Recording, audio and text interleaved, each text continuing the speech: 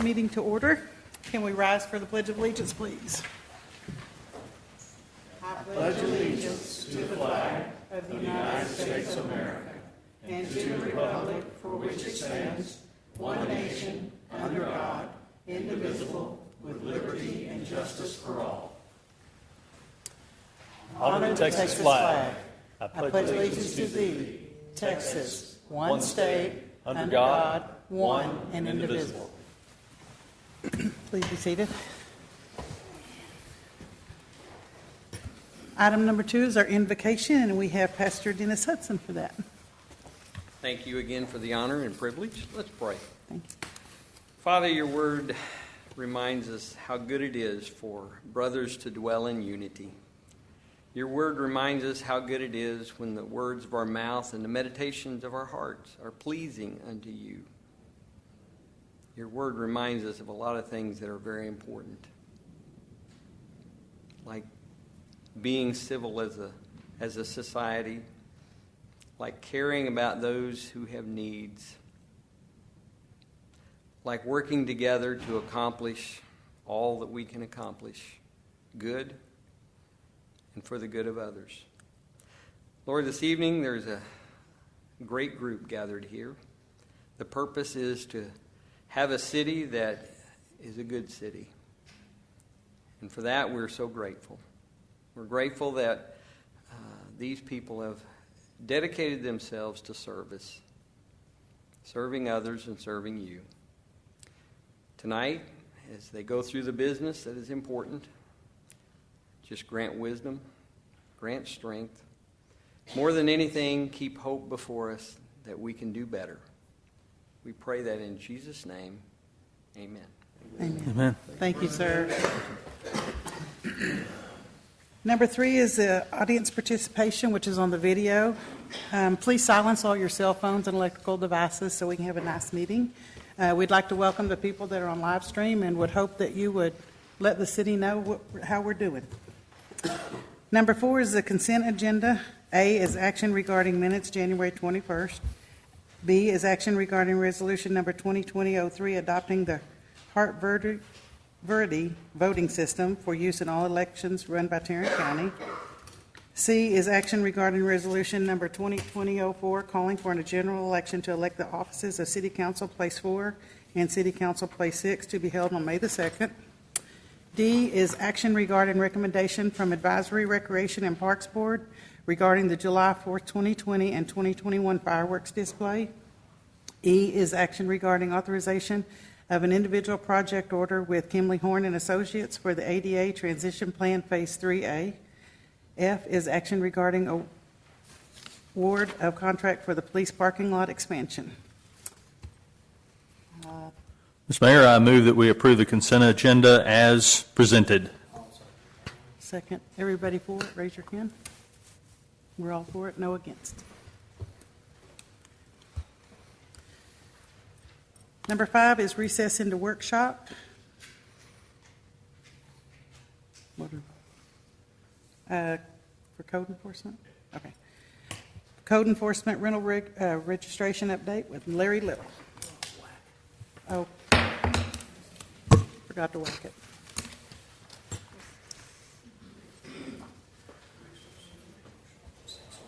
Oh, yeah.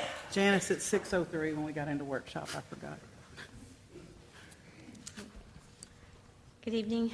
Good evening. My name is Lisa Newsome. I am the Code Enforcement Manager for the City of Saginaw. I've been here 12 and a half years now, so I'm happy to be here this evening. Thank you for hearing us out. And I'm here with the entire team, save one. Okay. Tonight, we're going to go over the rental registration program. This ordinance was passed in September 2018, and it became effective January 1st, 2019.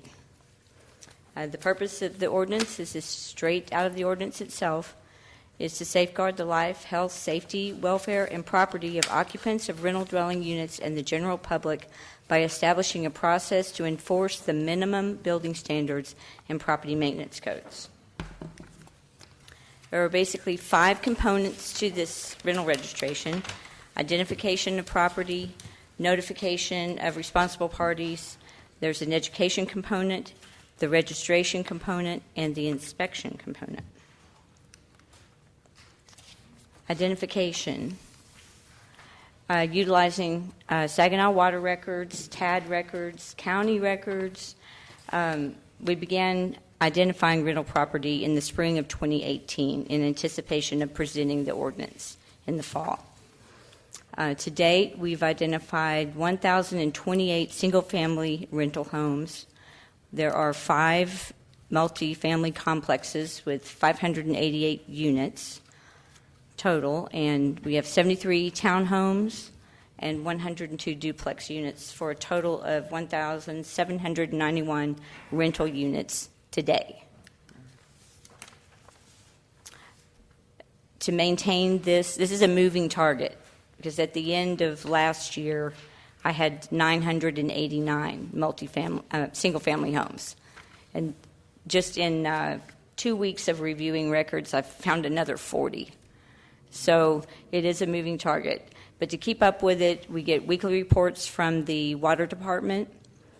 We have staff field observations from code enforcement, public works, animal control, the building department. Everybody's got their eyes out.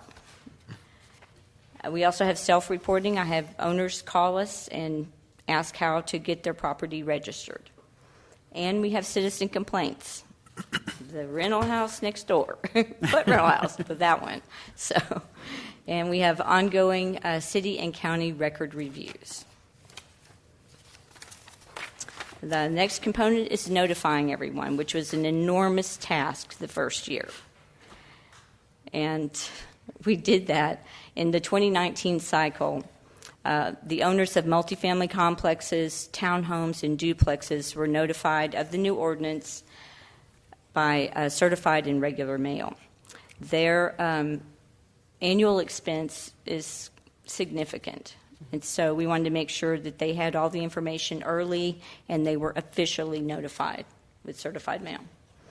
Owners of the single-family rental units were notified via regular U.S. mail, because we sent out about 1,000 pieces of mail just for single-family. That's a lot of certified mail. So we just started with regular mail. In the 2020 cycle, we continued with the proper, official certified mail notification for the apartment complexes. But for townhomes, duplexes, we notified 95% via email. And single-family homes, again, 95%, and it's probably even more than that. So gathering all this information in the first year really streamlined the process. Now I still send thousands of emails, but it's a lot more efficient and a lot less expensive than thousands of pieces of mail. That's true. And that was information we did not have before. The education component is we offer, by ordinance, a certified property status. And to get this status, you take a class. It's offered 2 times a year. It's an overview of the 2018 International Property Maintenance Code. By ordinance, we offer it once in December and once in January. The certified property status is an option. It's not a requirement. But if you take the class, or if your property manager takes the class, it reduces the annual fee from $75 per unit to $50 per unit. As you can imagine, every single apartment complex was sure to take that class.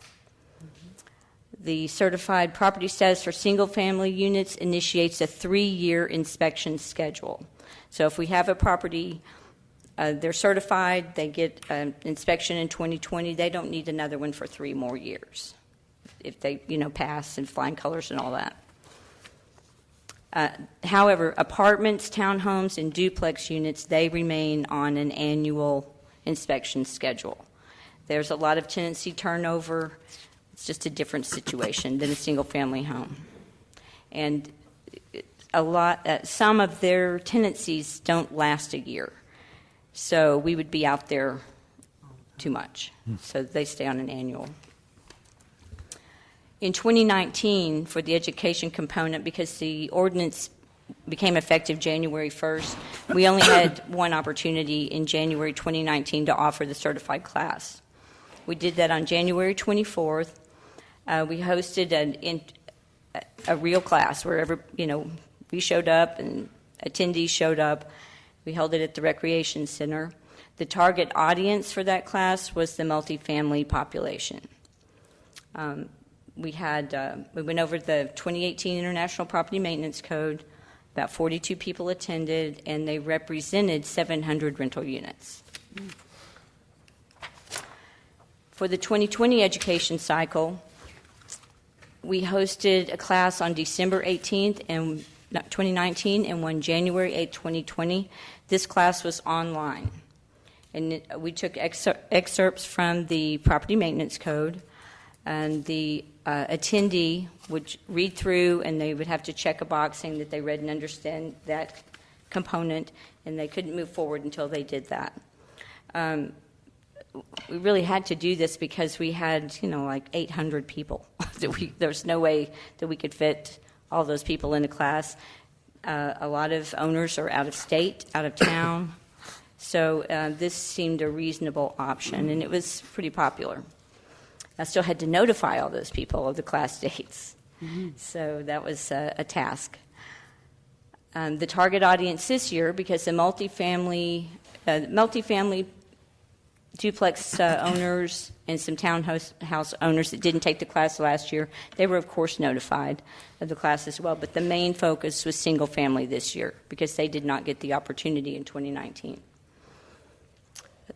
We had 109 people sign up for the class, and they represented 321 rental units. The next component is registration itself. An annual application and permit fee is required for all rental units. For the 2019 cycle, I identified 996 single-family units, 898 registered in the 2019 cycle. So I had about 100 that are in flux. I'm still working on some of those. Of the 588 apartment units, 582 registered. There's a small 6-unit complex out on Blue Mountain Road. They did not register last year, but they are registered this year. 73 townhomes, 69 registered. Out of 104 duplex units, 96 registered. 2 of those, of that total, are homesteads, and they rent the other side, so they didn't have to register the homesteaded unit.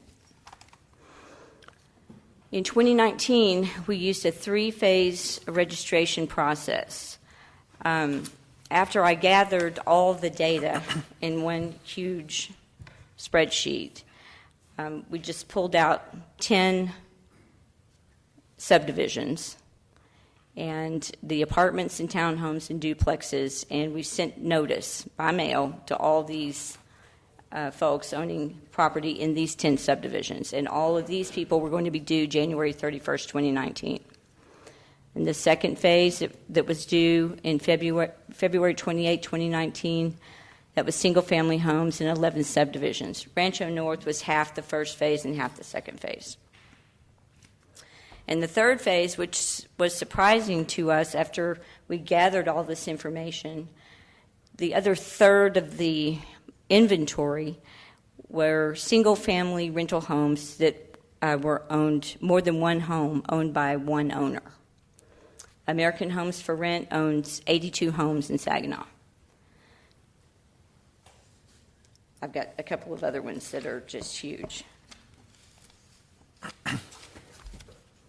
So the third phase, that's the audience we went after, because I was surprised that there were that many to make up one whole third of the inventory.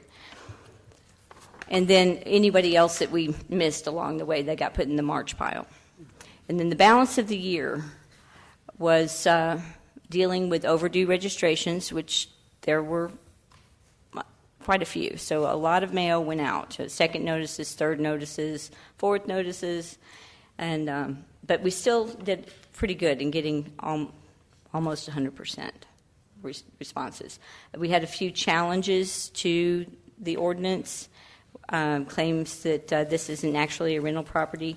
I asked for those challenges to be presented in writing. I have flagged them. They're over to the side, and we're awaiting consultation with the city attorney on the best. It's not on his. It's on us to send to him the best way to have a uniform approach to a protest so that every person is treated exactly the same. For 2020, we basically followed the same three-phase model. Permits that expire in January, they were notified in late December, early January of the expiration. And again, this was done by email. I was able to email because I had information for property managers. So I might have one property manager that manages 25 properties. In the 2019 cycle, I sent a mail notice to 25 different owners. This year, we were able to capture that data for that one property manager, and in one fell swoop, here's your application for the 25 properties you manage. So that was very valuable. Additionally, the property manager is the entity that was unknown to us before we started this program. And they've been instrumental in getting a smooth transition into inspections, into solving code enforcement issues. I mean, we have someone to call that's not in California.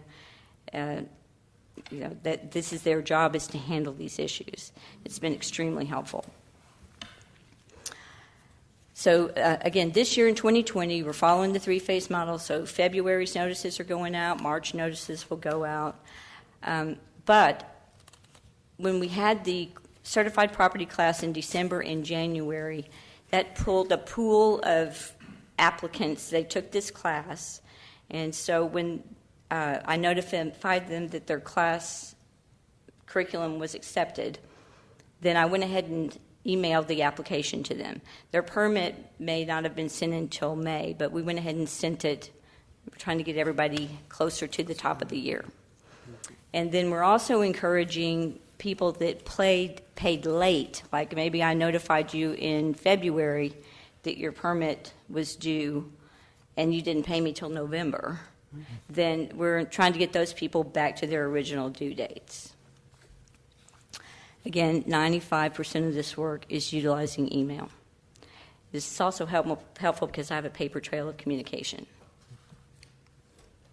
Okay, now we're on the inspection portion.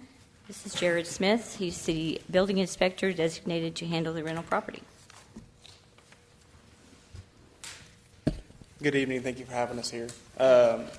So I'm going to start off first with going into a couple of pictures that we have taken on our inspections, just to kind of give you a feel for what we do see out there at these properties. Some of these are common items. Some of them are items that stand out by themselves as far as things that don't what you sorry. I do better looking at woodwork and plumbing and that than I do up in front of people talking. But these are items that you might see on a day-to-day basis that you wouldn't know yourselves would be not to code or something to keep an eye out for that could cause potential issues down the road. So we have a nice little funny graphic there, just an inspector and a thumbs up and somebody getting a report. The first thing that we have for you is just a little bit of a reverse fall on the plumbing underneath a kitchen sink. Doesn't allow the plumbing to flow correctly. It doesn't allow for the proper drainage of everything to get out of the pipes that needs to get out. Here we have some rubber tubing used as a P-trap. This specific rubber tube, this tubing can cause, with heat, for it to collapse on itself so that you don't get this trap that you need in allowing sewer gas to get back into your home. I don't know about any of you, but I don't like that smell.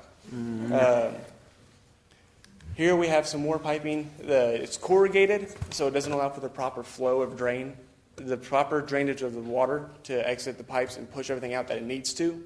The folded up parts will actually hold on to stuff and keep it there, and we don't want that sitting in the house and that turning and spoiling and smelling up more. Here we have some insulation used to pipe gas into a gas furnace. By code, it's supposed to be a hard pipe coming out of it, so that way, even with vibrations, it won't get nicked. it won't get a hole in there and it won't be a gas leak inside the home. That's one of my biggest things is looking out for gas appliances installed correctly, because that can kill somebody. Here we're missing a service platform to get to the unit. Here in the middle is the AC unit. We're missing a platform to be able to allow us to actually get out there and do a full inspection of it, as well as for any mechanical workers coming in to do work on them. They're balancing on top of your beams, they're balancing on top of your trusses. Not a very safe work environment for anybody involved. If you ever wonder why your house has a funny smell to it, it might be because your vent for your bathroom is hooked into your AC unit. Which is the case here. If you look, you see the box there to the left. If you follow that back pipe over to the right a little bit and see that smaller one coming out, that is an exhaust for a bathroom hooked into your blower for your AC.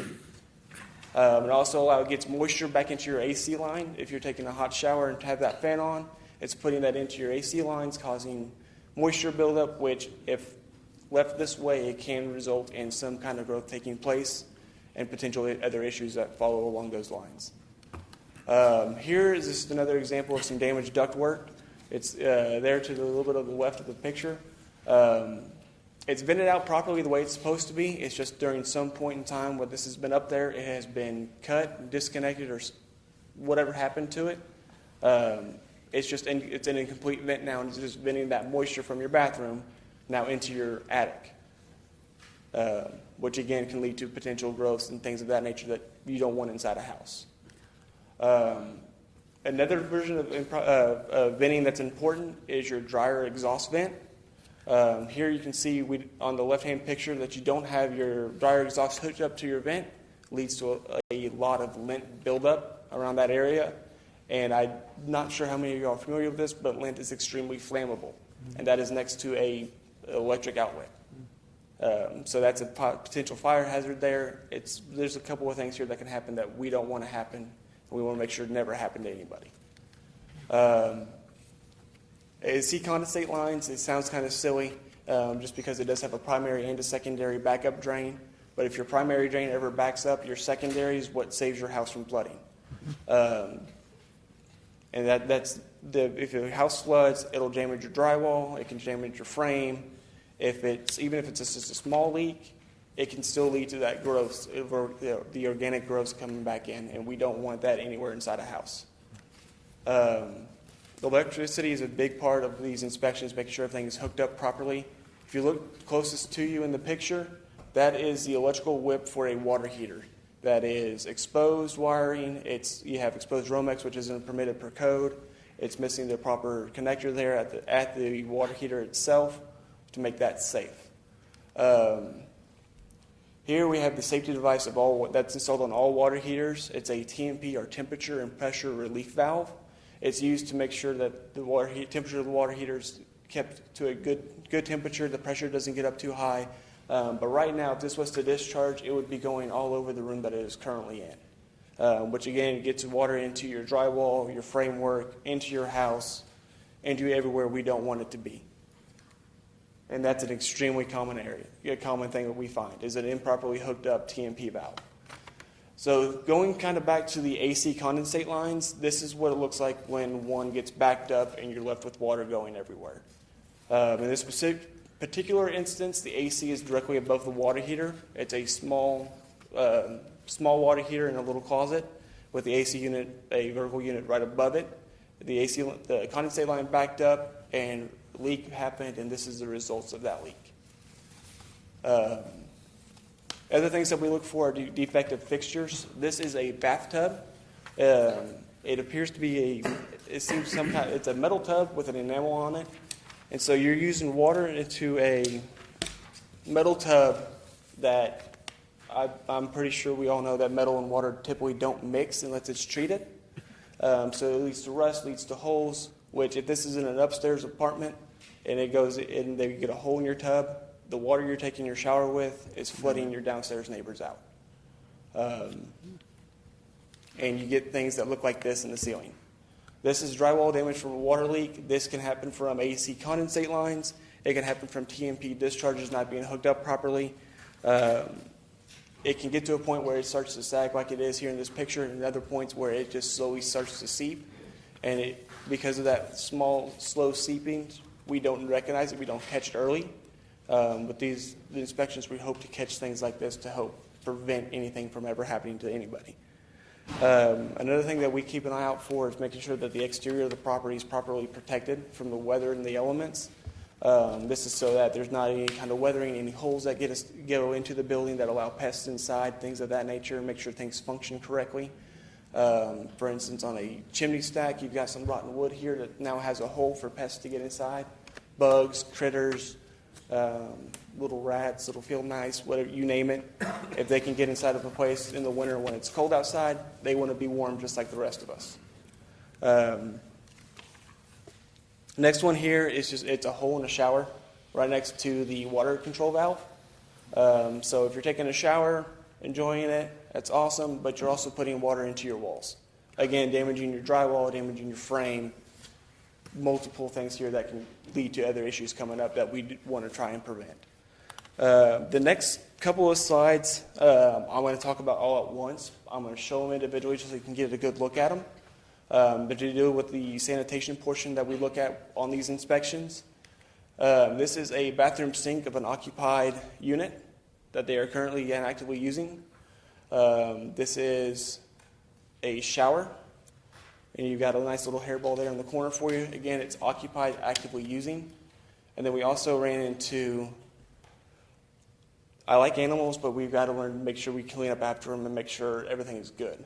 So these 3 slides all came from an apartment complex.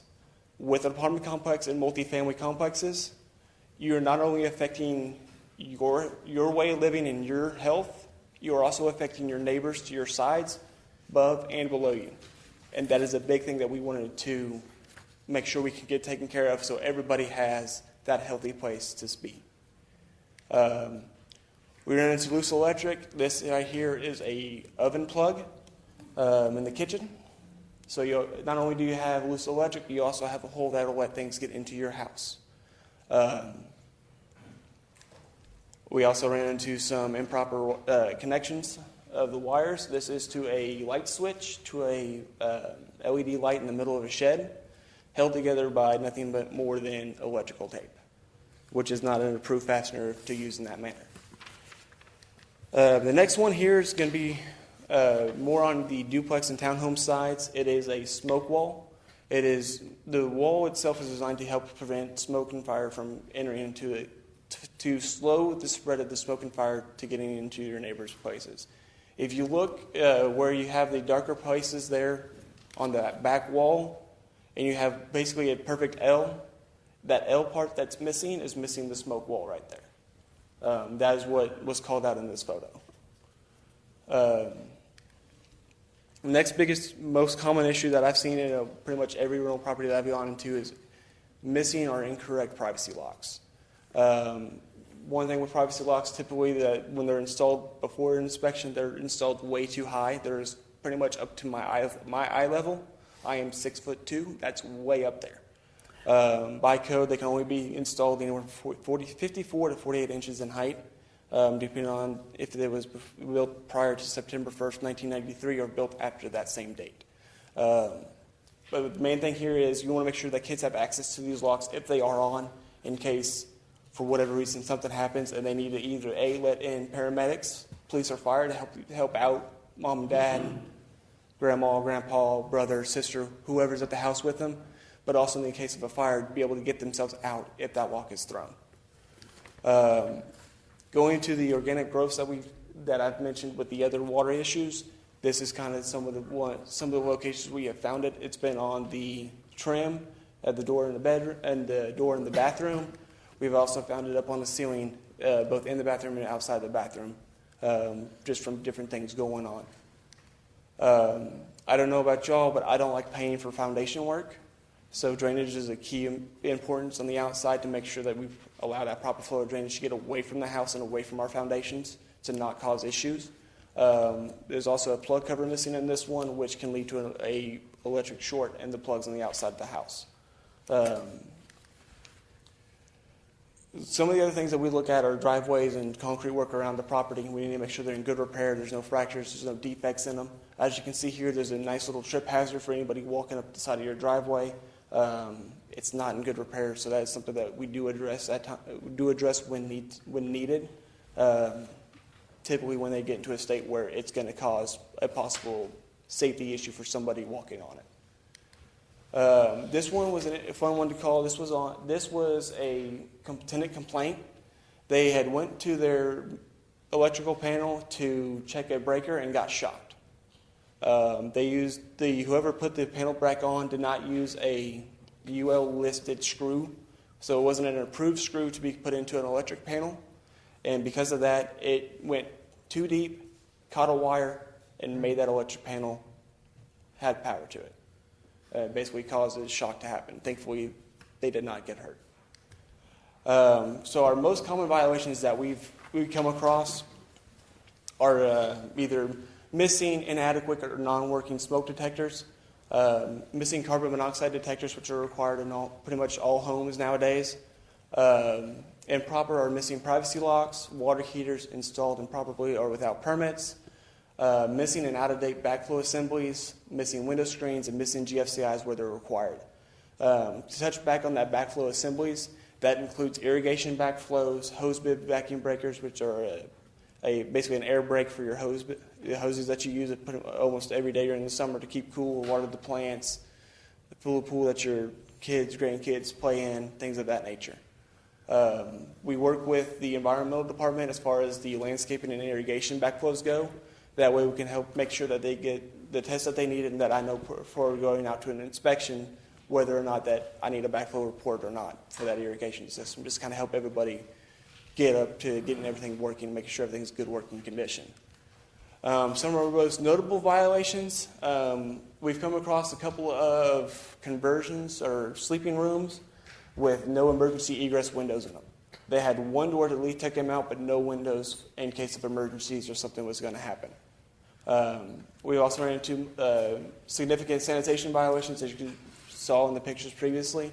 That's in multifamily settings. We saw significant water damage affecting multiple units in multifamily settings. We have also just ran into defective and dangerous balcony platforms, rails, and stair rails at, again, multifamily units that have more than one story with public stairwells going up to them. We've also ran into some structural supports that have been defective or made defective by something that was done, which is damage to truss members, damage to other things of that nature designed to keep the house standing up. As far as what we focused on in 2019, kind of getting into the where we were focusing at, our main focus in 2019 was on multifamily interiors. We kind of figured what's going to affect the most people the fastest, and that's where we started. So we started with our apartments, our duplexes, and our townhomes, because if something's wrong in one of those, it's going to affect anywhere from 5 to 6 other people, depending on where they're located at. In 2020, we're going to focus on single-family and multifamily exteriors while still going back and redoing our annual interiors for multifamily. To date, total identified rental units is 1,791. There's 1,028 single-family units and 763 multifamily units, including apartment complexes and townhomes. In 2019, 538 units passed inspection. Out of the 1791. Yes, sir.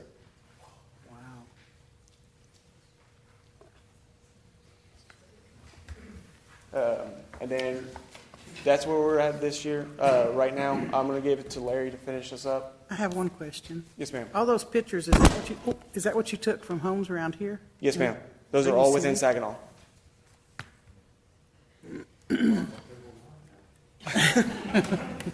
Yes, ma'am. Every photo that's in here that's taken of a violation was found inside Saginaw. Wow. So I have a question. 258 workdays in a year. Mm-hmm. How are you able to inspect all of these annually? That's what we're trying to figure out. Truthfully, I mean, I've sat down, I've done the math on it. It's a lot of work. So what is an average inspection? Average inspections anywhere from 15 to 20 minutes if there's nothing major. For instance, today. That includes travel time? No, that's the inspection itself. So door to door is what, 30 minutes, 40 minutes? 30, 45 minutes. You're not going to be able to inspect all of them, one person. Correct. Yeah. I'll let Larry elaborate on that.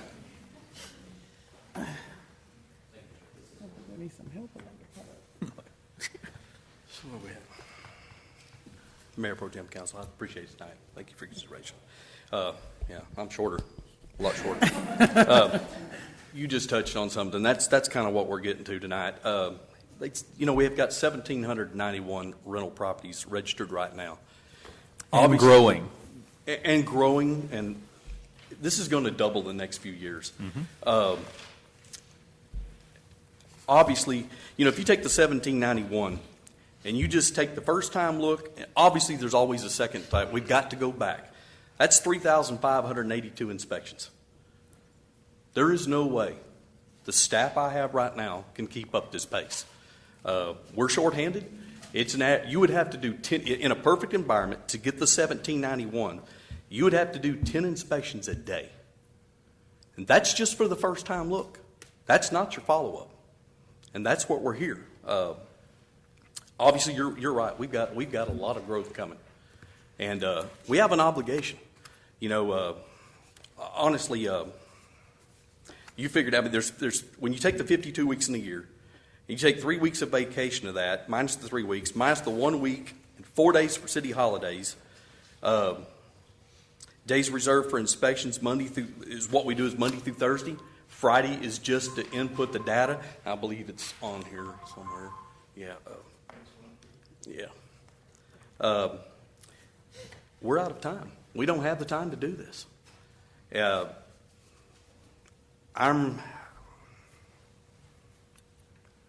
kind of sets me back here because I know what it's like to be out there and try to accomplish everything that you've been given the task to do. They can't do it. They honestly can't do it.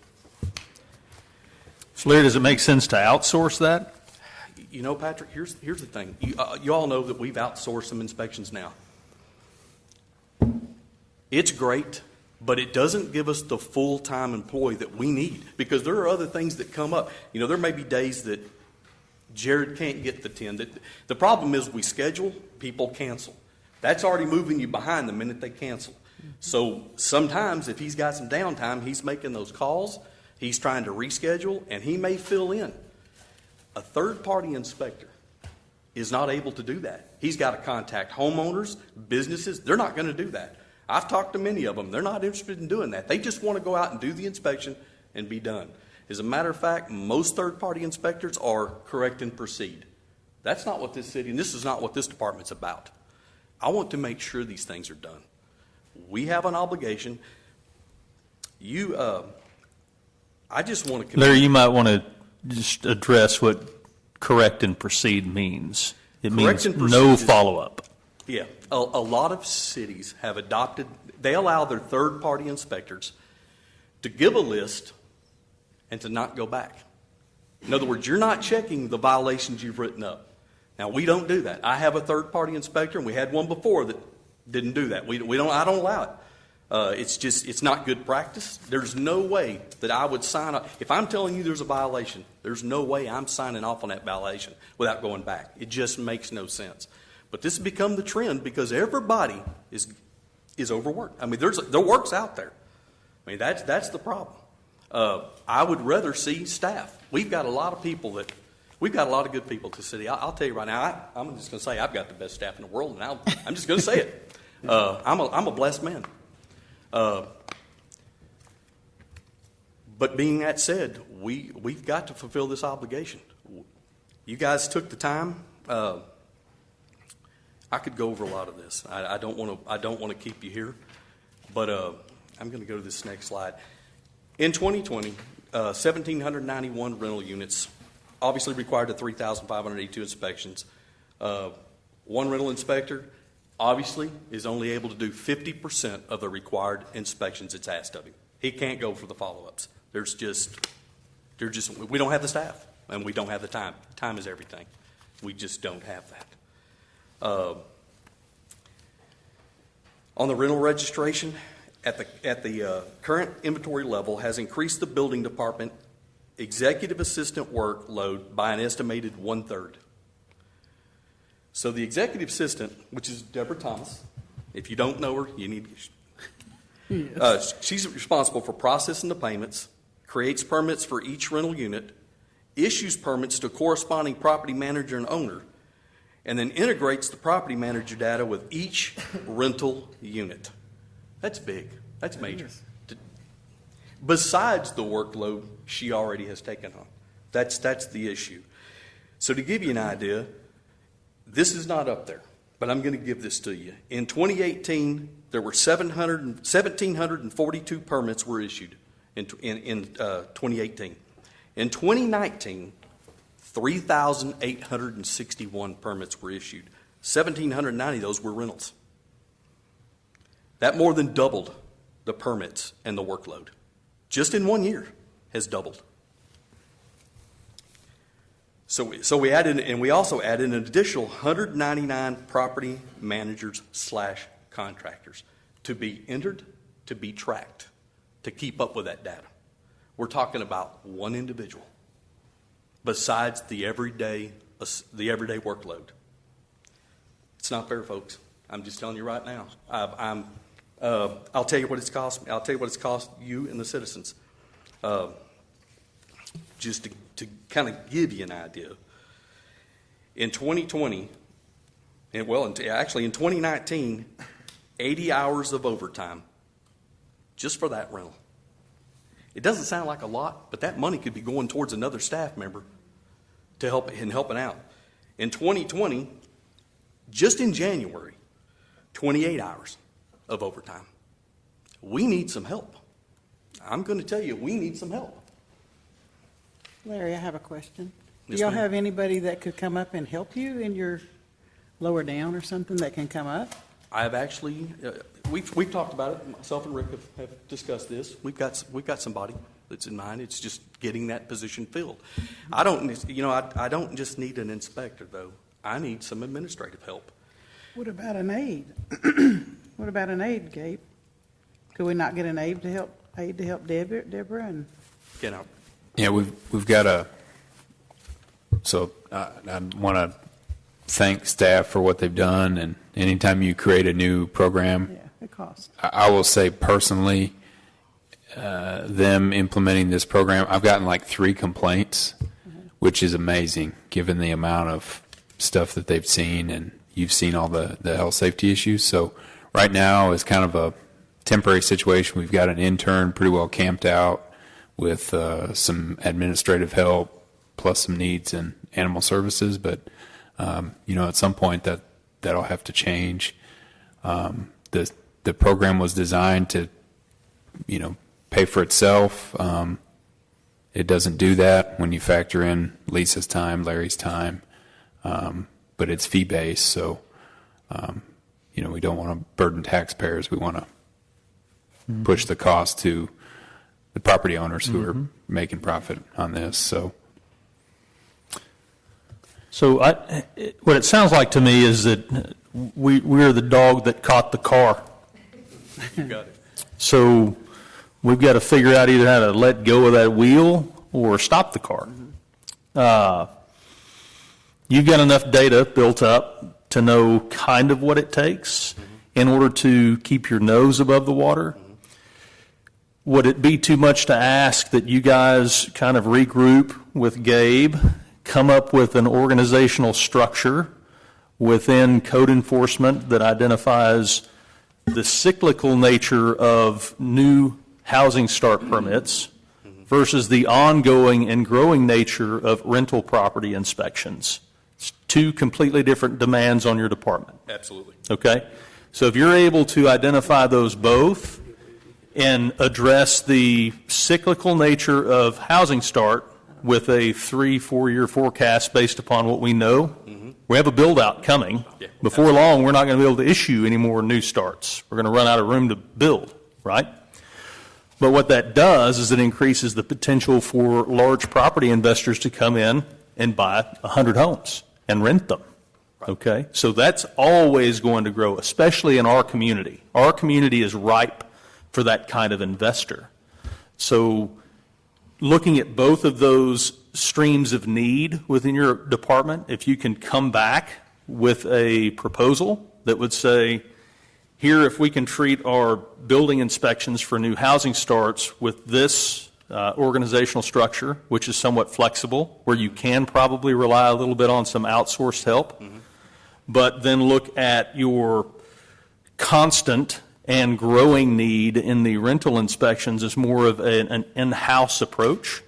I would like to see what you believe that portion of inspections, building inspections, will cost us.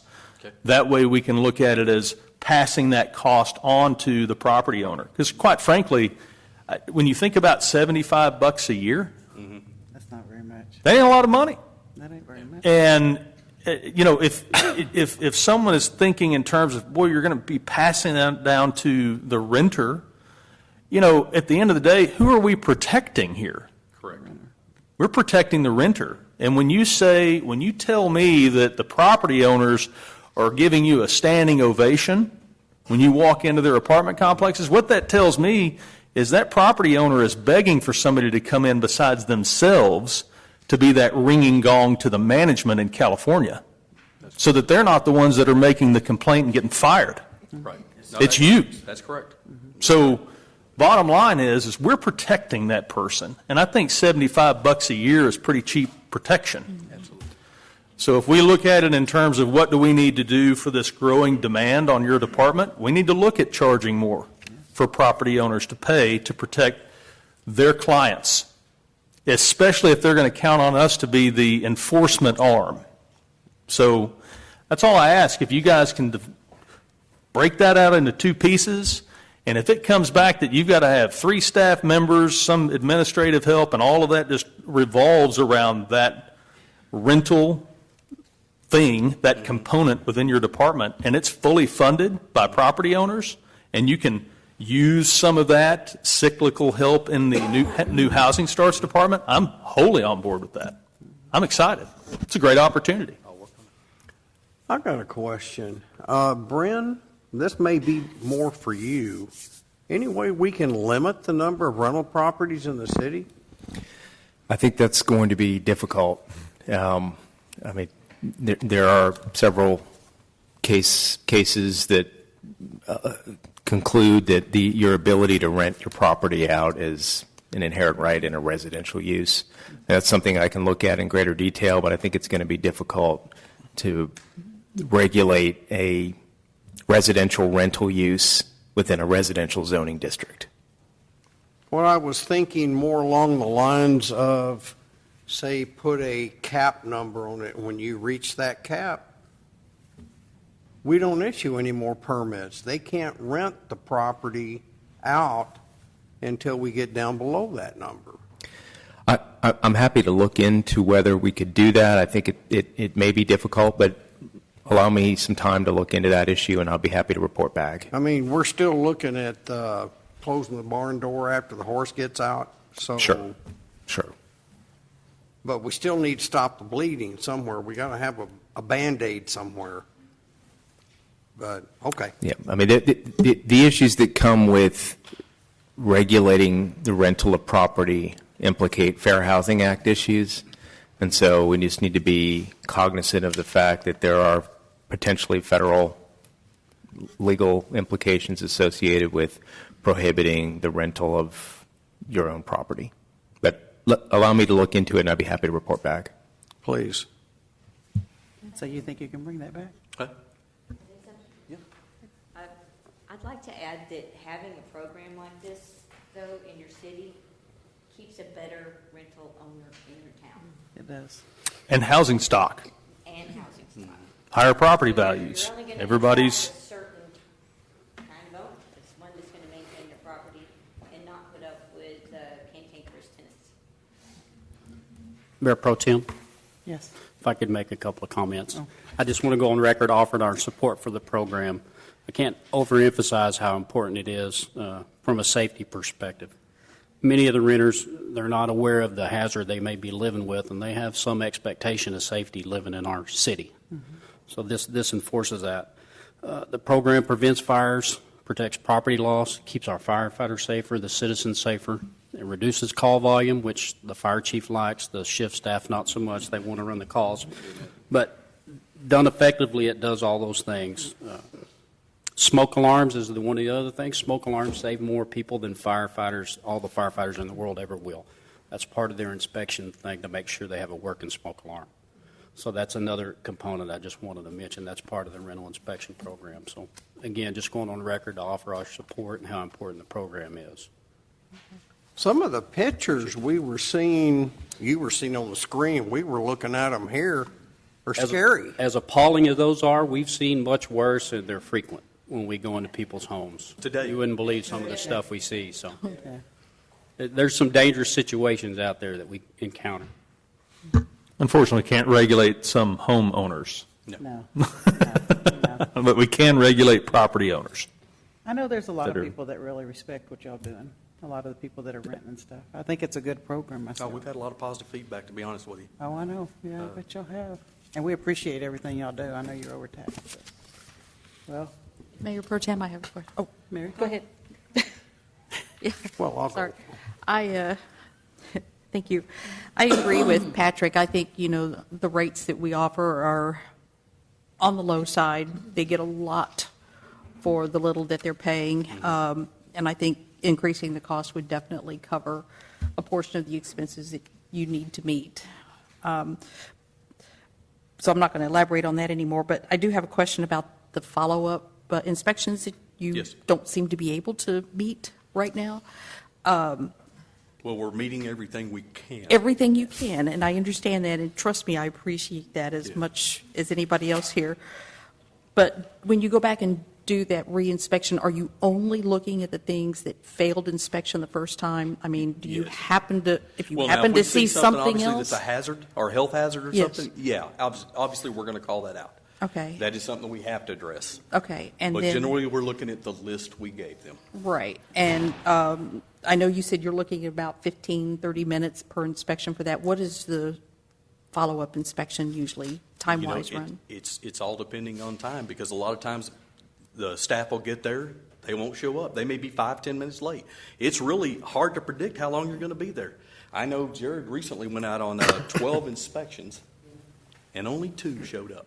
2 out of the 12 that were scheduled, 2 showed up. So that's tied his day up thinking he's got to meet that, and then it didn't happen.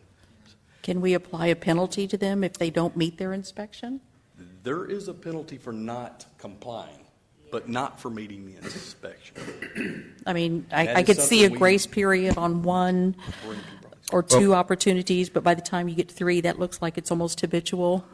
Well, there is a process that allows the city to force entry into the property if entry is refused, and so that's essentially how that matter is addressed. But no, I mean, Larry's correct. There's currently no process in place to fine somebody for scheduling an appointment and not showing up. Mary, did you have a comment? I have 2 questions. Yes, ma'am. So the follow-ups are only to see if the person did what they were supposed to do? Is that what Yes. a follow-up is? Yes, And then what about this one slide said only 500 and something passed? That means we were able to do the initial inspection and do the follow-up. Okay, so they passed the follow-up. Yes. But what They haven't about gotten to all of them, is what he's saying. what about the ones that didn't pass? We're still, So you're just working on that? every minute or every moment I have, and my other inspector, Chris Dyer, if he's got any free time, and I'll explain that a little bit in a minute about free time, we don't have it, I will send him to help Jared.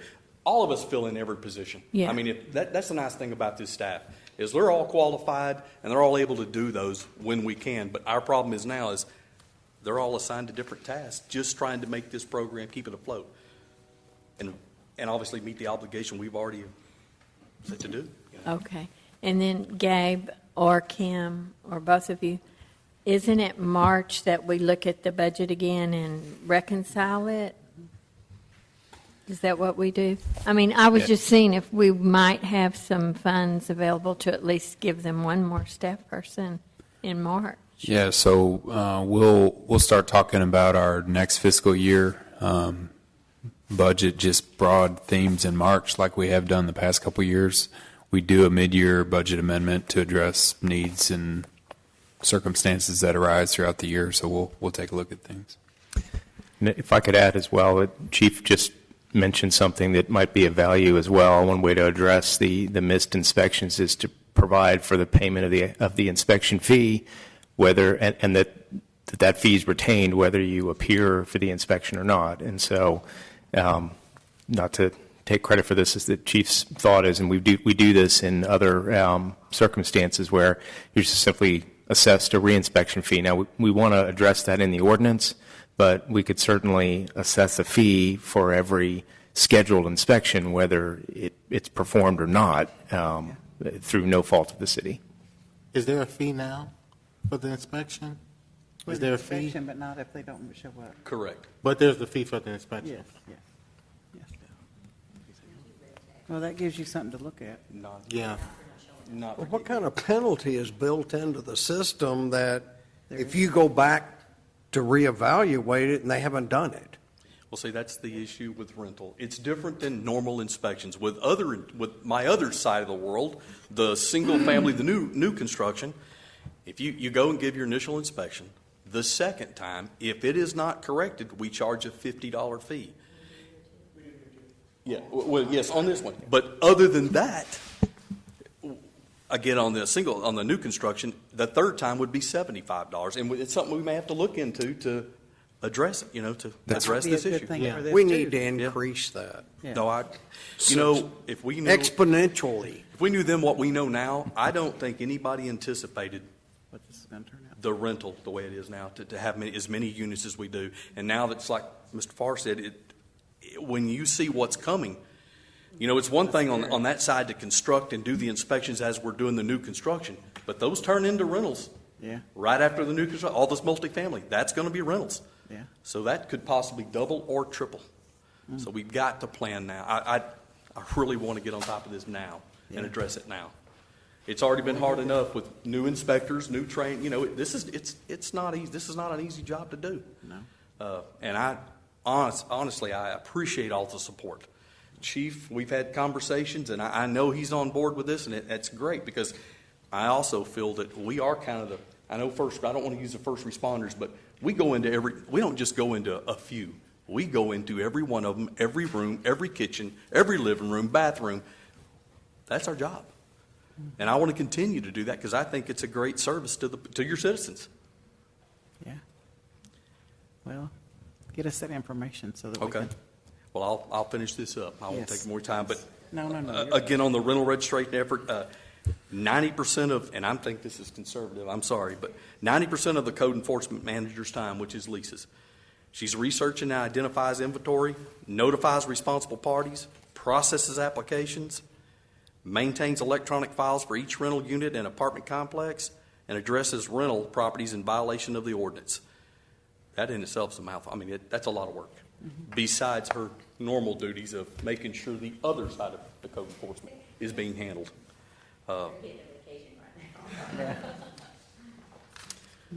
So in closing, I would just like to say, Mayor Pro Tem and members of the council, in 2018, you passed an ordinance which I believe, and I honestly believe this, and I've talked to, is the most important ordinance to the citizens and first responders to date, as passed to date. As a building official, I took an oath to protect the health and safety of all citizens, and by passing the rental ordinance, you have shown the citizens of Saginaw that you also are committed to their protection of their health and well-being. I'm asking your continued support, and I would include and ask for additional staff, which would include an inspector and administrative positions, so that we can fill our obligations to protecting the citizens of Saginaw. And that's what I ask. I thank you for your time, for your service, for what you do. And we thank you all for helping keep Saginaw safe. So, yeah, before you go away though, I don't know that you are quite equipped to ask for what you just asked for. It sounds to me like you've got some homework to do. I will get it. I promise. Okay. You. I will do. I'm not settled right here on the dais that you're just asking for two people. Okay, I'd like to know what the organizational structure looks like to attack what you're presented with. I understand what you're asking. Okay, and if it makes sense, we need to look at what that costs, and we need to look at what cost needs to be passed on to the property owners. So let's get a strong look at it, but let's support it with data, okay? Yes, sir. All right, thank you, sir. Larry, the amount of staff you have right now, I mean, how long has it been that number? How long has it been the number? Yeah. I mean, Well- you've got, what, 4 or 5 people as a staff? Including myself, there's Yes. 6. How long have you had that many people? It's well, here's the difference. We had a previous building official, had myself as a senior inspector, had another inspector. We didn't have the rental program going. The rental program takes a whole inspector out of that realm. Now, we do have a third-party inspector that we've contributed. Like I said, that it's limited time is the problem. It's not having that interaction with the public that we need. And matter of fact, it requires. They just don't have that. What I'm looking at is the fact that you've had a staff of X number of people for a lot of years, but you didn't have the issues that you've got now. I mean, these things are growing exponentially, and there's no more staff to work with it. That's correct. Okay.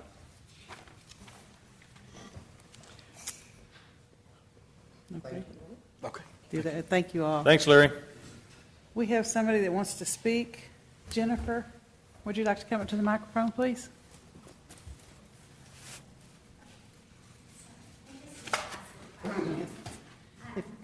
If you'll give us your name and address first. honey. Jennifer Morphus, 1200 Rocky Top Circle, Saginaw. Jennifer Morphus, 1200 Rocky Top Circle, Saginaw, Texas. I think that program's a great program. I just want to add some feedback, like on the technology side. Incorporating cameras with AI or drones can help improve the accuracy. So I know y'all are short on manpower, but a lot of other companies have done that, and then they've been able to improve quality by like over 90% because of the identification with pictures and the technology available today. And automation will be able to save the time with creating the permits and issuing them out, and then maintaining the database for property managers and keeping that. So that might be an option to reduce cost. That was all. It's good feedback. Thank you. Thank you very much. Okay, now item 7, 2020 Police Department update. For that, Chief Howell.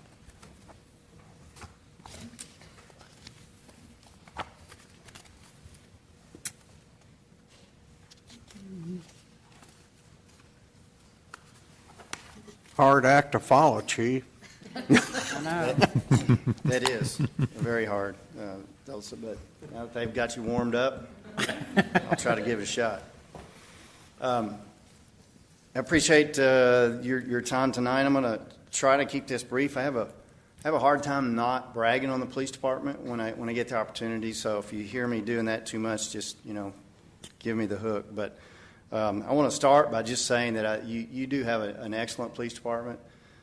Great personnel. We have some of the most competent and caring and hardworking people that I've seen in the business. So I'm very proud of the fact that they accomplish a lot. But there's always room for improvement. There's always things that we can do better. So that's one of the things I want to talk about tonight is enhancing some of our efforts. I want to start again with just a real brief overview of what we're about and kind of what we've been focusing on for the last year or so. I'll just bring your attention to a few things on this page. A lot about what I've tried to focus on is how we treat people. Obviously, that starts with fairness, dignity, and respect. We can get a lot out of things the easy way when you treat people that way. So that's something that we've really stressed. We stress, obviously, on the safety factor as the number one thing, but also service. And something that I've been trying to instill, and I think we're starting to do a really good job with, is to strive to turn every contact that we have with the public into a positive contact. That's not always possible to do because of the adversarial situation that we have at times, but certainly there's a lot of ways that we can do that.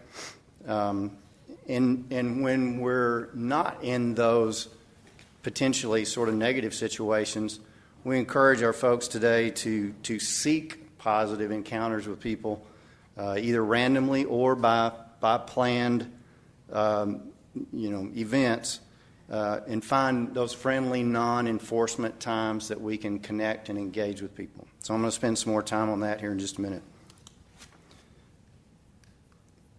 Also, of course, I love the core values that the city has implemented, and that falls right in line with a lot of what we do. To be effective, we can follow those core values as guiding principles. Also, being responsive, visible, and engaged with citizens, and ultimately, all of that is done in the interest of building the public trust and keeping the public trust, which helps us be effective. Without that, we cannot be effective with our jobs.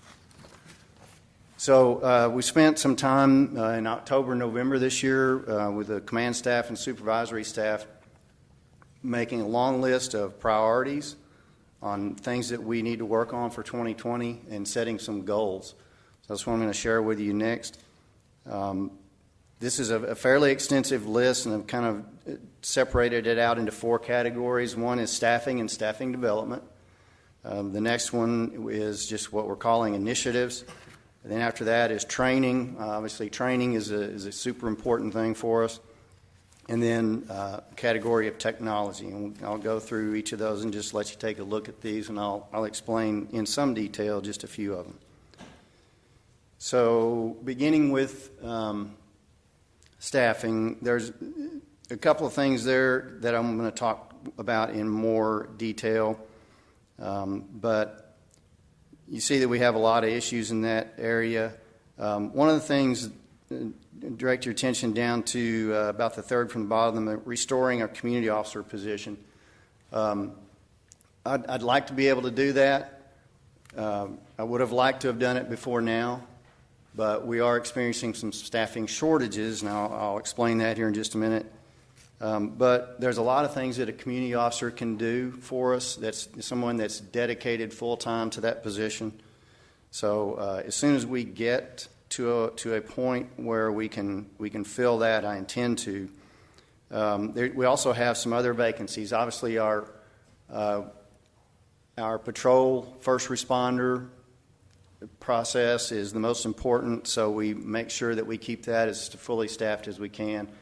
Where we have not filled a community officer position that we'd like to do, we've also not filled somebody dedicated full-time to traffic enforcement, and we've also left an investigator spot open due to attrition in the last little bit. So just to try to keep our patrol numbers up as high as we can. We have the opportunity, I think about 9 months ago, had the opportunity to make some promotions, which is always a plus. Back in that position now, due to the retirement of Damon Ng and Tony Shiflett, who were a sergeant and a corporal. We knew they were going to retire sometime soon. We didn't really expect it to happen as soon as it did, so it caught us a little by surprise. But we've already made an appointment to Sergeant. You probably saw her, Kayleen McDonald, one of our corporals who's performed very admirably over the years. We got to promote her to a sergeant. And then we're developing a process, including some testing procedures to fill the 2 corporal spots. So I'll come back to a couple of those. Let me move on to what we're calling the initiatives.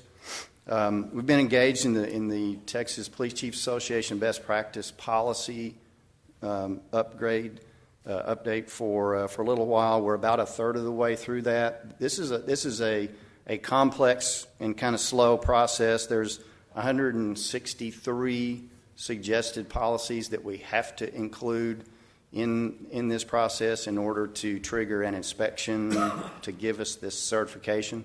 So each one of those during the process we'll take the suggested policy, we'll balance it with what our existing policy says and integrate those.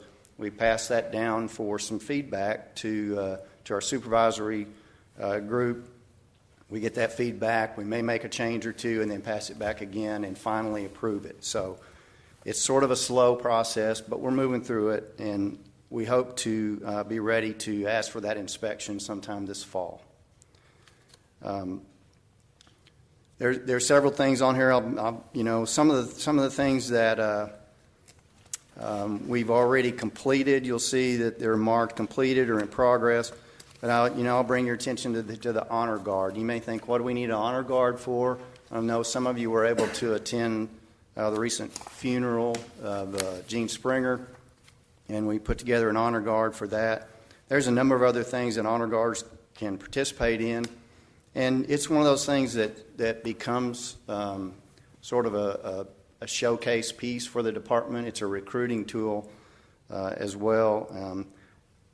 The honor guard was put together, again, kind of in a rush, but I got a lot of compliments after the Chief Springer's funeral service about that, and so they did a great job putting that together in a very short period of time. There's some other things that we've already done. One of those, again, too, that we're kind of offering up and we've started on is consulting with some local churches on security training, and we hope to keep that going. That's a pretty important thing. And then I'm going to spend some time again here in just a little bit on enhancing and tracking our community policing activities and some of the new things that we're doing there. So on to training. Again, this is a very important aspect. Component of the department. We have always focused on trying to keep all of our core and our classes up to date. So you may know that police officers, dispatchers, and jailers, all of those people that are regulated by the state agency TCOL, they all have mandated classes that we have to go through. So we focus on those to get those, make sure that we stay up to date with those. And we just passed a TCOL audit, by the way, just a few days ago, so we're up to date on all those. But we also obviously try to enhance things with extra classes and training, and that takes a lot of time to do, but we're doing well with that. You see some other things there. One other one I'll bring your attention to is anytime we have a new supervisor appointed, we try to send them to a school over in Plano.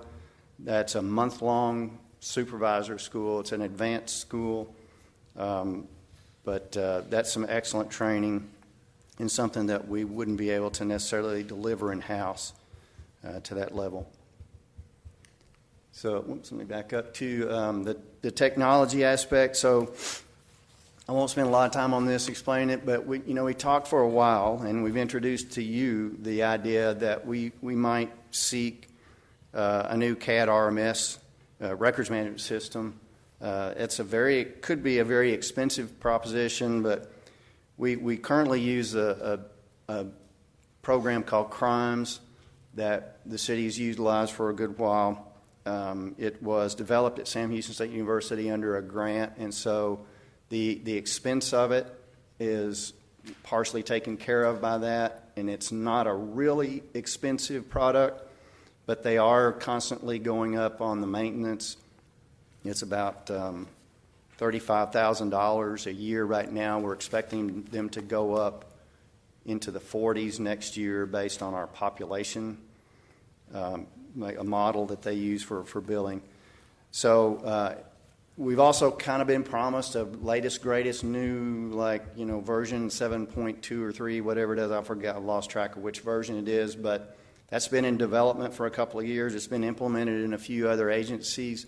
There's some issues with it still, so we have not brought it on board here, or it has not been given to us yet. So all of that taken into account, this year we're going to focus on seriously exploring the other options that we have out there, and weigh the cost of those, and so I'll probably bring that back to you at some time later on.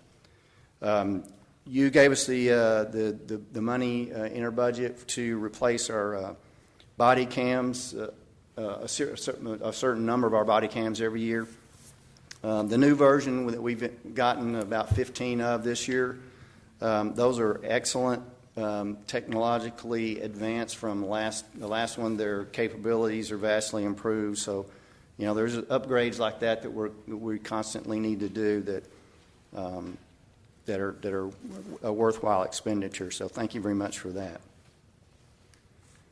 So I want to go back to the staffing part, and you saw where I had, we placed a priority on our staffing in a number of places, but not only to fill the positions, the promotions, but to stay market competitive in salary benefits.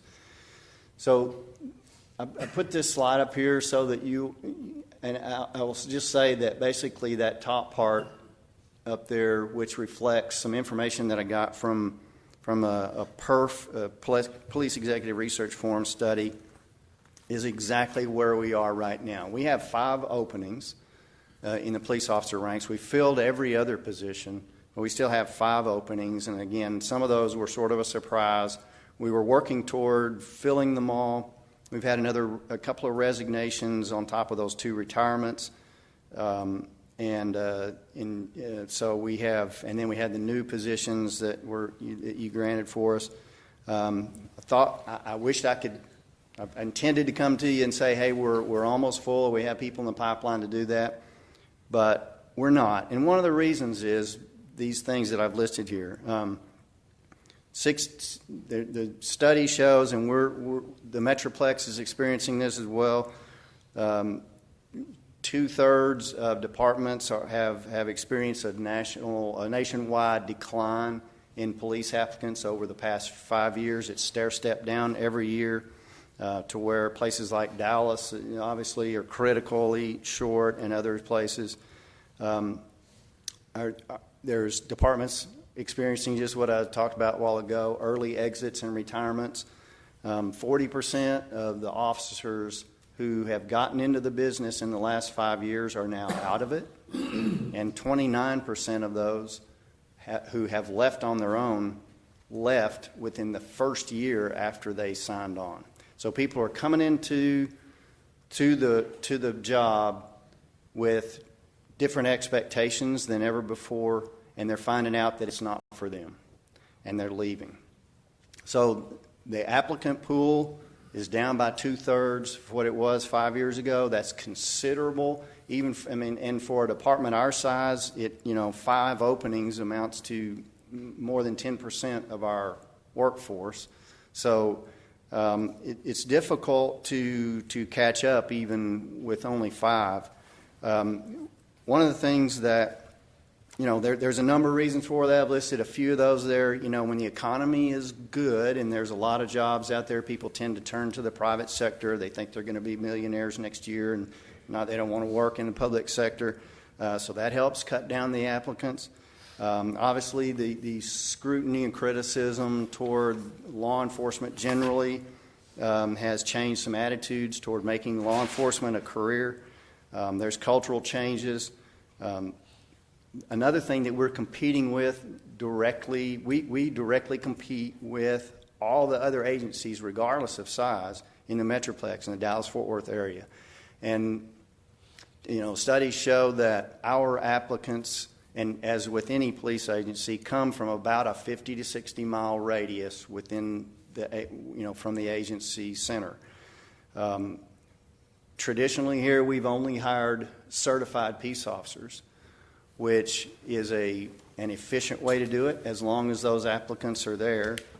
But with all the other agencies, and you can draw a semicircle around the north side of Dallas and Fort Worth, starting especially with Plano, Frisco in particular, that's doubled in size in the last 5 years. Allen, McKinney, Denton, all the way to Fort Worth, and all the little cities in between that are rapidly growing. Those cities that are really fast growing and their police departments are expanding, they're sucking up all the applicants. And so all the cities in the DFW area have experienced that, a shortage. And the ones that are paying the most and the largest and fastest growing are the ones that are getting the most. They're paying bonuses and what they call lateral transfer bonuses. A lot of the agencies are. So you can go to places like Louisville, Denton, Frisco, and step in to those agencies tomorrow with a certain level of experience and be getting paid upwards to $80,000 a year instantly. Yeah. So we're having to compete with all of that, and it's eating into our applicant pool from a number of different directions. So I think I mentioned this to you once before a while back in the last update, but we get a lot of applicants who are not certified. And we have the ability to review some of those folks because of the TCC Academy being close by and our relationship with them. But we get a lot of applicants for non-certified people who are looking for an agency to sponsor them to an academy. So I'd like to explore that opportunity. I think it would broaden our applicant pool. We can process those. If we have a really stellar applicant, I'd like to try that out. It would be a little bit more costly than what we're doing now, but it would broaden our pool considerably. So we're still getting good, solid, qualified applicants, don't get me wrong, but it's taken a lot longer to get there and a lot longer to find them. And of the ones that we get, we're having to go through more applicants to find that one good person to join the force. So I want to conclude with a discussion about our community policing enhancements. And first kind of start off with making sure everybody's on the same page with what community policing is. And essentially what I always tell people really very simply is that community policing is nothing more than what we've always done to some degree. We just focus a little bit more on a few of the aspects of it, and we call it community policing, but it's really the way that any police department should operate, and it's based on a strategy to take, to maximize your police services, to develop that public trust, and it's aimed, as the slide says, to reducing fear, the fear of crime, not only crime, but the fear of crime, and overall improving the quality of life. But again, the bottom line is those relationships and partnerships with the citizens and building trust. So there's a lot of different ways that we do that. And we're finding, too, that today's younger applicants are often interested in being more engaged with the public than people that have been in the job for a while.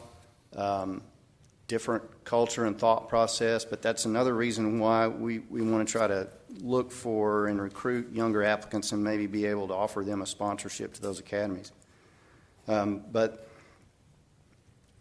they have a lot of ideas and a lot of thought about how to bridge some of the divides between the police and the public that are occurring these days, and they think out of the box to non-traditional ways. So it's certainly something that we want to try to pursue. So I've just made a long list of things, of community policing events and initiatives. Some of these things, most of these things we already do, but it just kind of gives you an idea of some of the things that we can do that make up the community policing initiative. And I'll focus on a couple of things that are at the bottom that have little asterisks there. So one of the things that we've emphasized recently is those positive contacts that I talked about. And that's a very simple thing to do, but sometimes you have to urge people to do it. Some people are much better of it and do it naturally, others don't. But, what we're talking about is, we have a very active city park. When somebody has a little spare time between calls or between traffic enforcement or whatever, I've asked them just go by the park, find somebody to start talking to, introduce yourself, develop a relationship with them in a few minutes if you, talk about things. Drive through the neighborhoods, patrol the neighborhoods. If you see somebody out, working in their lawn or whatever, stop and talk to them.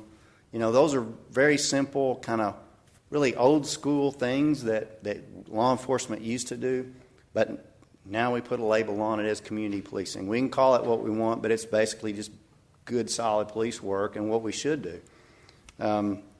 All those things can lead to, all those types of engagements can lead to that building trust and relationships. And another part of it is engaging our schools and our kids.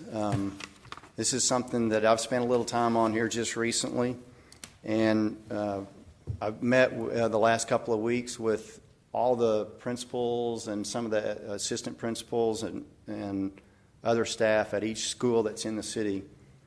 And I sat down and talked with them just not only to get a kind of a temperature of where we are with our SRO program or other things, but to also kind of get their buy-in on a couple of things. So one of the things that they're going to do for me is to send me a master calendar of all the events that are occurring in the schools, and then we'll put that out to our supervisors.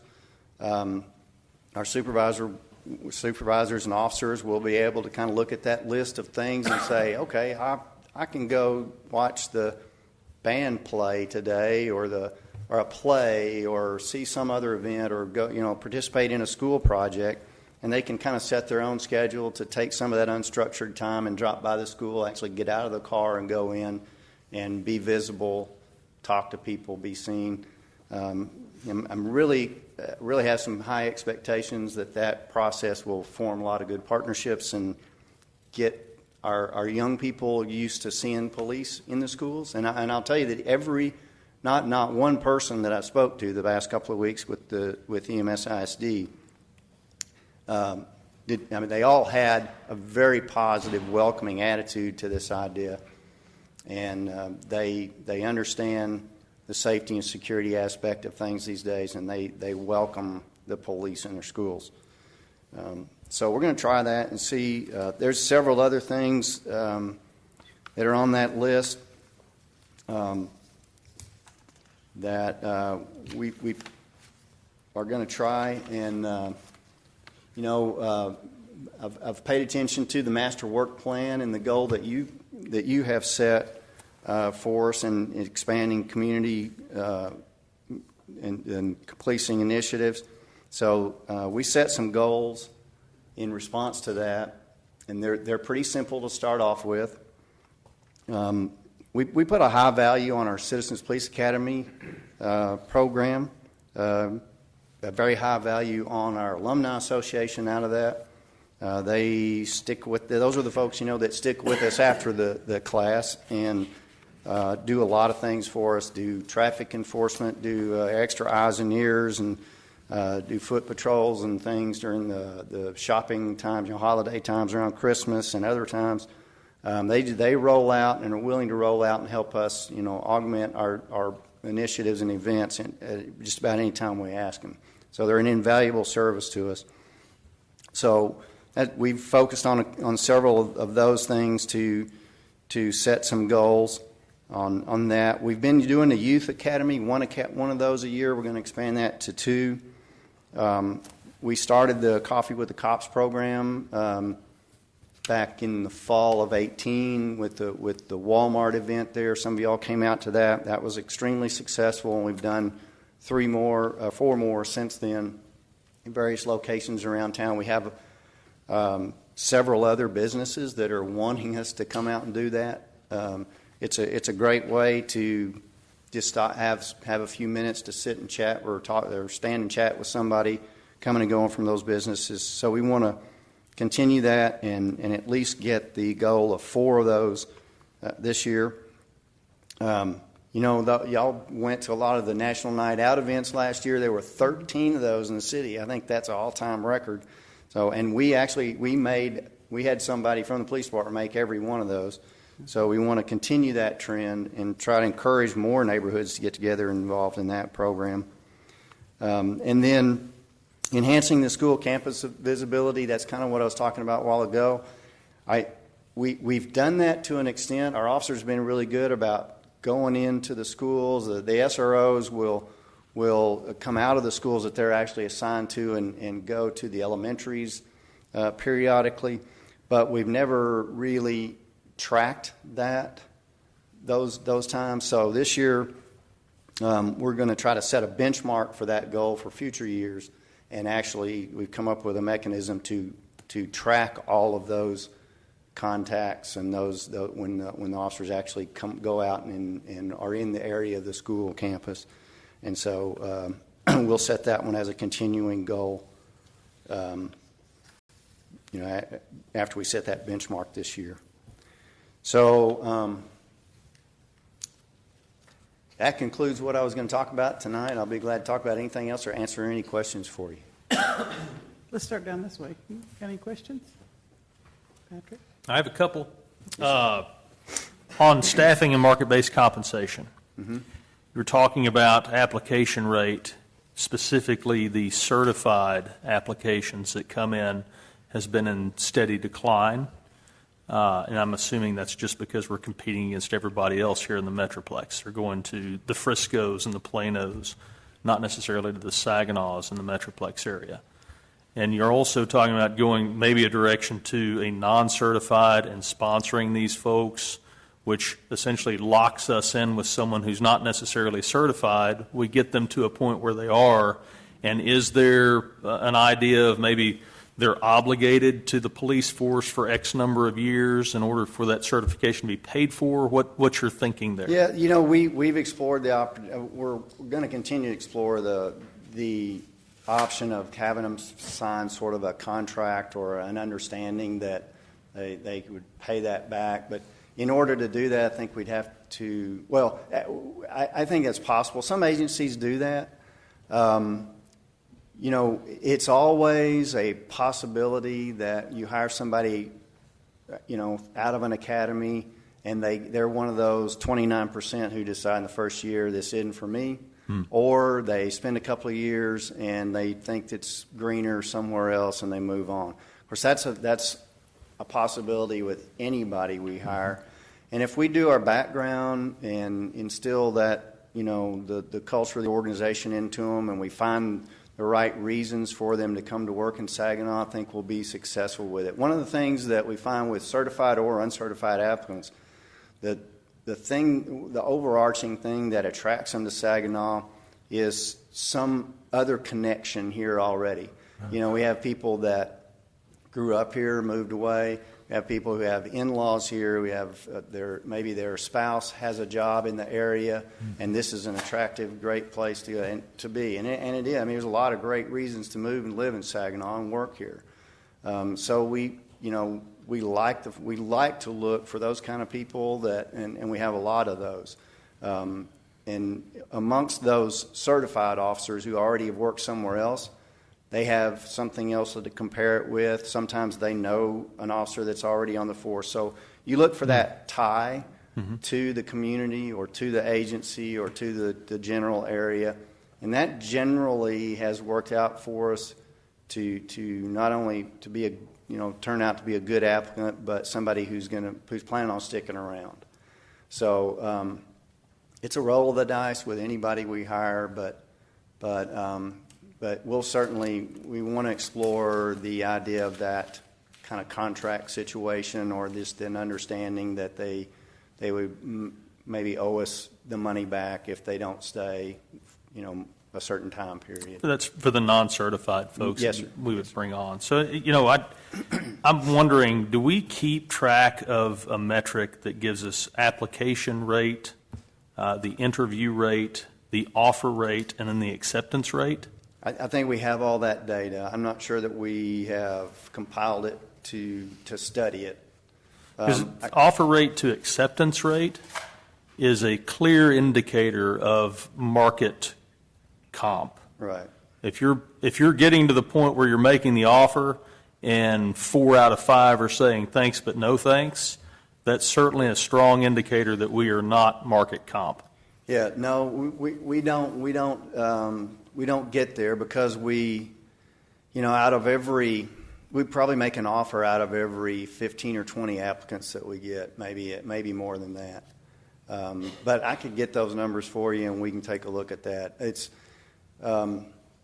again, we traditionally and under the model of only hiring certified people, we've been culling the majority of those applicants because they're not certified. So But if you go this uncertified route and we create this little payback trigger, it may expand the pool, is what you're absolutely. saying. I'm sure it would. Okay. Well, I think that's a great opportunity. That's all I had on the market-based stuff. I think you guys are doing a great job of getting out in the community. And just the feedback that I'm seeing through social media and your interactions with community members. I want to comment on when officers are going to campuses, when officers are going to the park, to engage in very disarming ways, like playing basketball or sitting down and eating lunch with kids or pushing kids on swings. The problem is when you show up in a school and you're appearing stoic, the question is why are the cops here? Right. Not Exactly. Oh my gosh, we're having a good time with the police officer. So I'm just encouraging you to instill in the officers that are going out and about to do that, to make a very conscious effort to be disarming in their actions. That way nobody's just thinking, well, why is he here? Is something happening? Because that's just invariably the way all humans are going to react. Sure. So kids and adults. And if you approached me while I was cutting my grass, I would wonder, what the heck did I do? Why are you in my yard?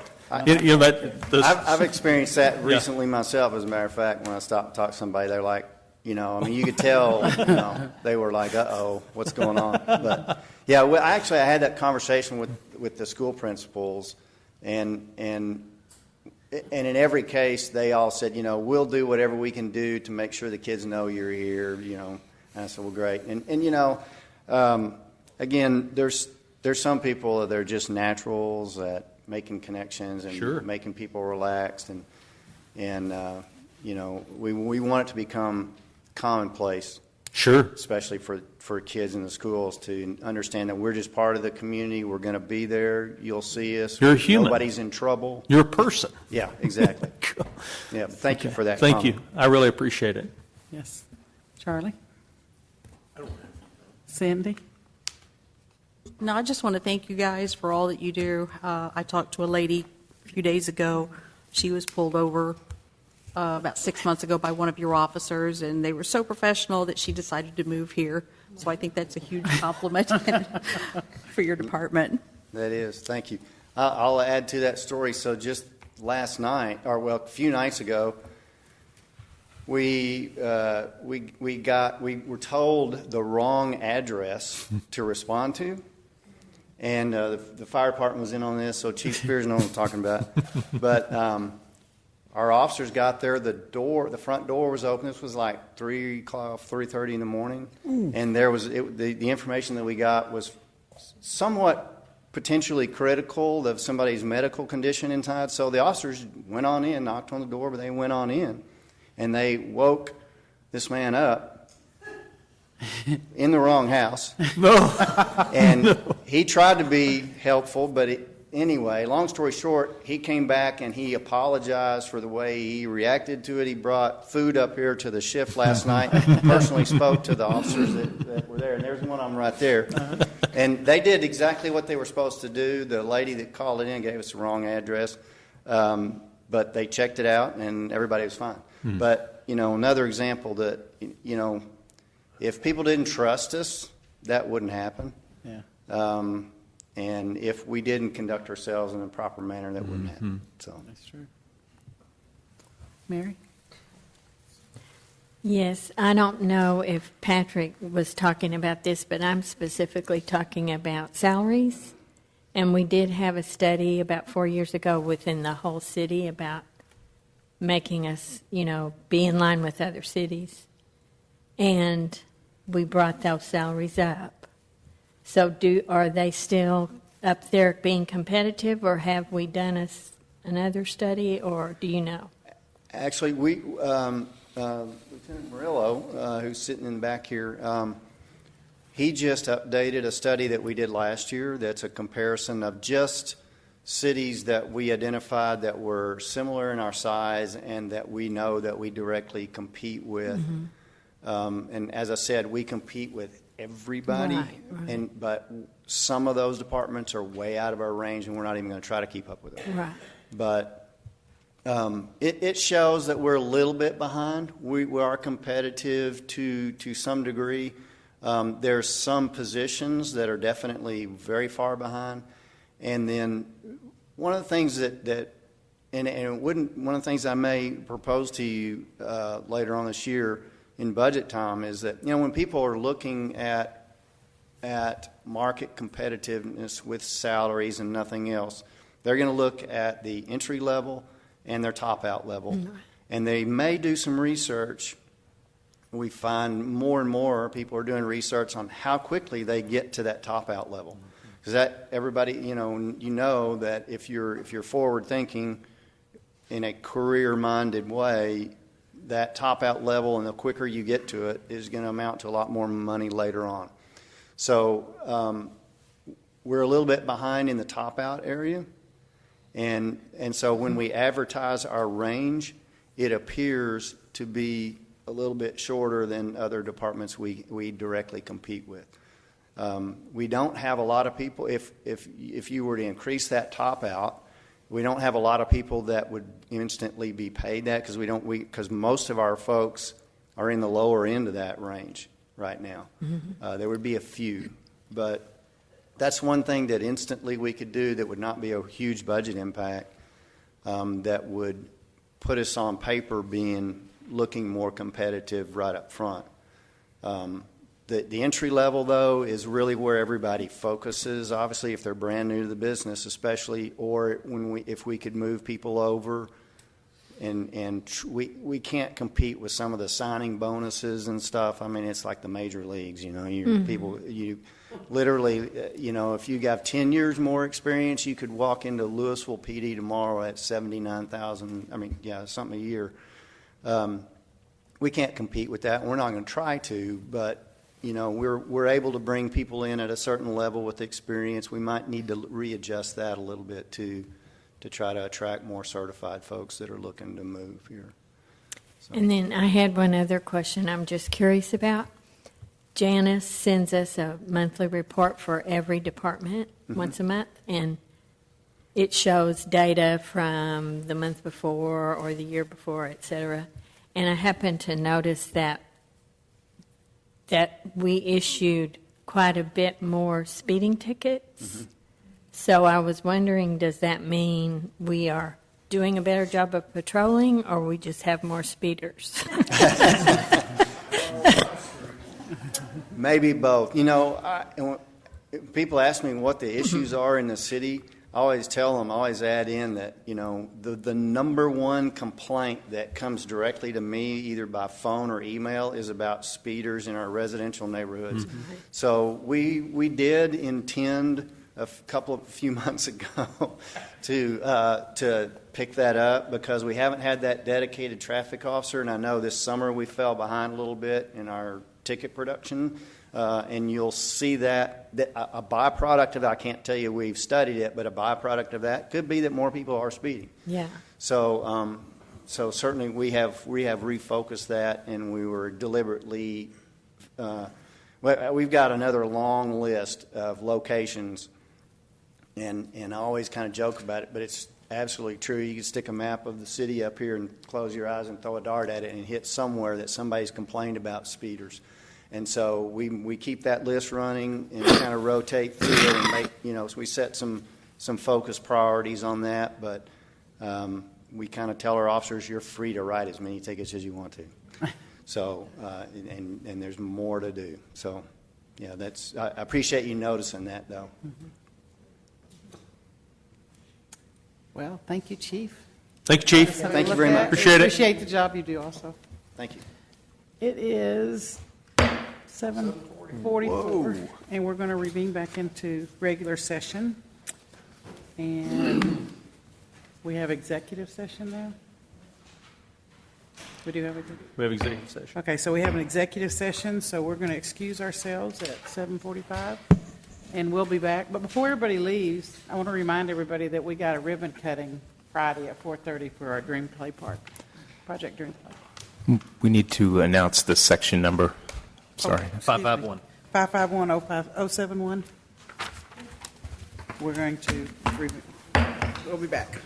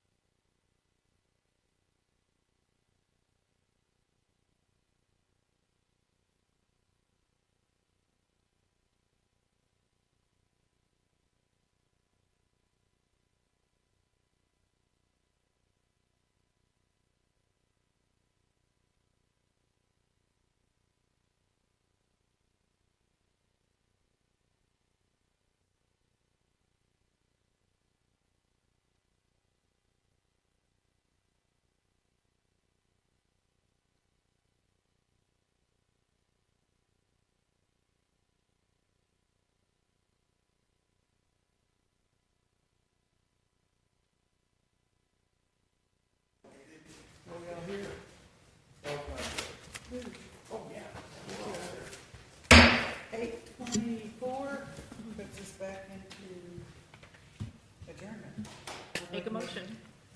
And I'll second it. Second. Everybody for it? We're out of here. Thank you. Thanks, Brent. Thank you.